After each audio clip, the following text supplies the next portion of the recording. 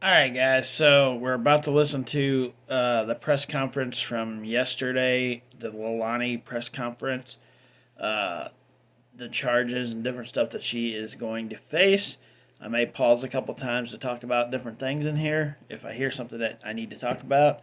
But let's listen to this, and I'll have some comments at the end, I'm sure. So let's listen. Here we go.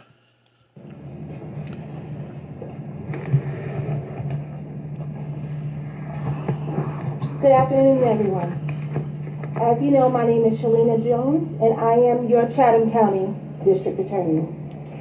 I'm here today to discuss a matter that has captured the hearts and minds of many people across our community, across the state of Georgia, and across this nation.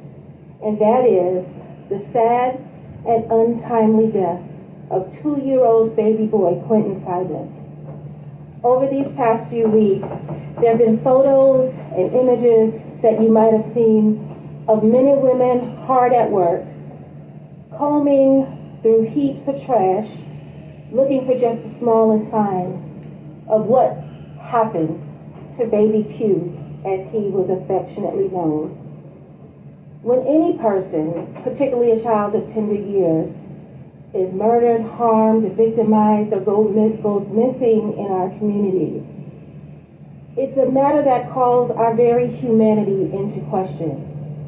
These are the cases that Basically, it pisses people the fuck off. That's what happens. keep us up at night. These are the cases that deserve justice.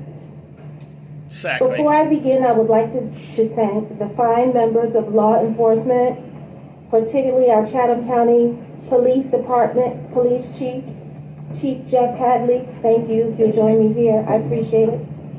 And to the rest of his team, particularly the lead investigator on this case, Detective Lemons. Chief, I want to thank you for the hard work and dedication that you devoted to this case from the very beginning. Your department was boots on the ground, and you made this the highest priority for our county. You represented our county well. I agree 100%. I've watched multiple cases, guys, and the police department sucks on most cases. Sucks. This police department's been pretty good the whole time. They've made some mistakes that people will call them out for, but for the most part, this police department's been pretty damn amazing when it comes to this case. And we greatly appreciate it. To the men and women of the Chatham County Sheriff's Office, the GBI, the Department of Natural Resources, and the FBI, of course, and every other law enforcement agency that devoted time, effort, and resources to searching for baby Quinton, we say thank you. These men and women worked very long hours, turning shifts for 6 weeks straight, working tirelessly and would not quit until Quinton's body was found. Were it not for their tireless efforts, we would not have been able to take the first step on the long road to justice as we have today. I'm standing here before you because earlier this morning, the sworn and impaneled members of our Chatham County Grand Jury returned a 19-count indictment against the mother of Quinton Simon, that is defendant Leilani Simon. Defendant Simon is charged in the indictment with 1 count of malice murder for the intentional killing or death of her son, Quinton Simon. She is also charged in counts 2 and 3 with felony murder and the death of her son. She is charged also with 1 count of concealment of the death of another in this indictment. And that is followed by several counts of giving false statements during the course of a police investigation. As your district attorney, I realize that this matter is really important to our community and also to the inquiring minds both here and beyond our community that want to know what happened to baby Quinton and how it happened. That curiosity is not lost on me. However, there's more evidence that may be revealed during the course of this investigation. And I say that to remind you all that this is an ongoing criminal investigation. As prosecutors, we are duty bound to preserve the judicial process by not making out-of-court statements about the case and by not releasing evidence in the case. I want you to know that this is not about hiding anything, and our goal is always to be transparent with the members of the public. However, it is very important that we preserve the sanctity of the judicial process. Yeah, they can't give away everything, guys. I mean, that's kind of obvious. Like, they're getting ready to go to a big trial with this dumb, yeah, not her, the mother of Quinton Simon. So they're getting ready to take her to a trial. 19 counts is what she could end up getting or facing. So, yeah, hopefully she gets them all. It is very important that we do that so that the evidence in this case, if this case should go to trial, can be heard by jurors who are selected from this community, the jurors, the citizens, and the people who are most impacted by the untimely death of Quinton Simon.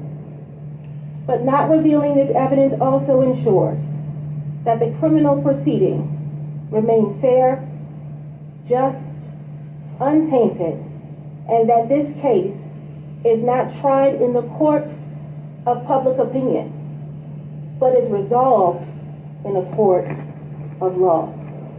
What that means is that while this case is of great importance to our office, and we will devote every resource to making sure that this case is properly handled from beginning to end, it also means that we will not be responding to any open records requests or media questions about the facts and underlying circumstances and the evidence of the case.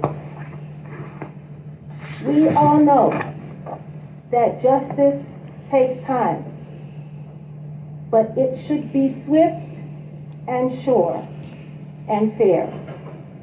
We appreciate the time and patience, your time and Damn it.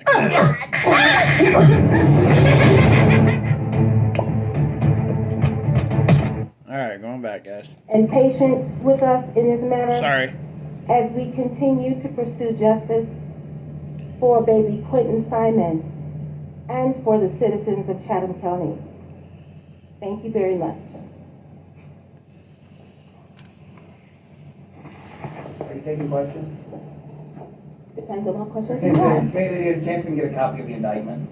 Or is it sealed? The indictment has not been sealed as of yet. That means that as of now, it is still a matter of public record. You can obtain a copy of that indictment from the office of the Superior Court Clerk.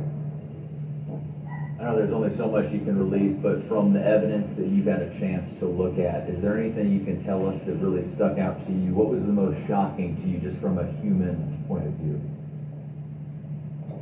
Well, I would generally say, not about this case, but in general, whenever we have a death of a child of tender years, in this case, as I said, Quinton Simon was 2 years old, that's something that is just going to stick in your mind. As a prosecutor, that's something that keeps me up at night, and that is what's going to keep me and the rest of this office pursuing justice in this case. But Lady Simon still hasn't petitioned to take her bond hearing to Superior Court.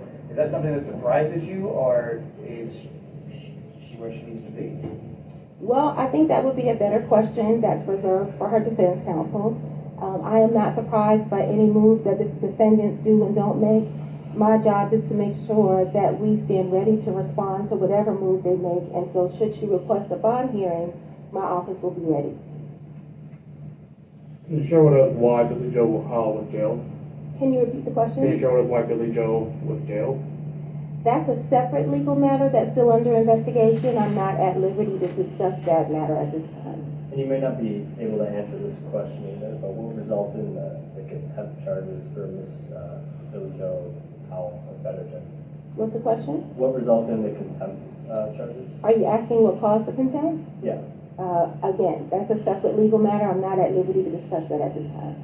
In your course of prosecution here, you have 3 murder charges for 1 victim. Can you talk about it, just explain to the general public why that happens, the difference in malice murder and the 2 counts of felony murder? Prosecutors often develop different theories of a case and how a murder may or may not have occurred. It is not uncommon for us in murder cases, and you'll see this in our other indictments, to charge murder in a number of different ways. And as I said, as the evidence continues to evolve in this case, and we get closer to trial, should we get there, we'll have more information about if any additional murder charges need to be filed or if they need to be changed in any way. You say you're still gathering evidence. Talk about the confidence you have in the evidence that you have right now. Well, to be honest, I wouldn't be standing here before you if I wasn't confident about the evidence that we have. We have more than sufficient evidence to bring the charges, and that's why we presented this case to grand jury. They actually believed us. They returned a true bill on the indictment. We're confident about that. But what makes me even more confident is that I get to rely on the hard work and evidence and investigation of Chief Hadley, his team, our law enforcement agencies. They collected copious amounts of evidence, and because of their fine investigative work, I feel very confident that we are about the position that we're in today. You spoke to the hard work of Chief Hadley and law enforcement in this case. And I know Chief Hadley told us multiple times that he didn't want to stand before us months later talking about flaws in the investigation and how that's impacted the case. Can you just speak to how the efforts of law enforcement have helped make this case, have helped make you confident in the evidence of this case so far? Well, I would say that the evidence that was produced by law enforcement, the good thing is that we had a number of different law enforcement agencies coming together and pooling their information and resources. I am very proud of the work of the detective, the lead detective on this case, who was absolutely solid from beginning to end. And, that's something that you pick up when you're a prosecutor and examining evidence and case files and working with detectives. Also, we have one of our top-notch prosecutors. All of our prosecutors in this office are top-notch, but we have one of our top-notch prosecutors who specializes in these kinds of cases and crimes against children, who reviewed the case day and night.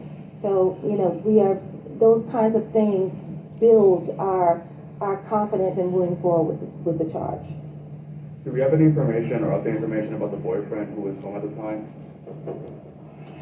We have information about that, but again, that's not anything that I'm going to reveal right now, as I can't talk about the underlying facts and circumstances. I'm sorry, I wish I could. I know you want to know. But out of respect for the judicial process, I kind of have to keep my word on that. And also, I'd like to keep my bar license. So I appreciate your time and attention. Thank you for coming out this afternoon. We will continue to keep you posted as necessary. Thank you, and thank you to the citizens of Chatham County. So, she's been tried for 3 counts of murder, malice murder, and 2 different counts of murder. And then, oh man, if you read the case the way I read it, and it seems like everybody else is reading it also, she beat this kid to death. And, wow.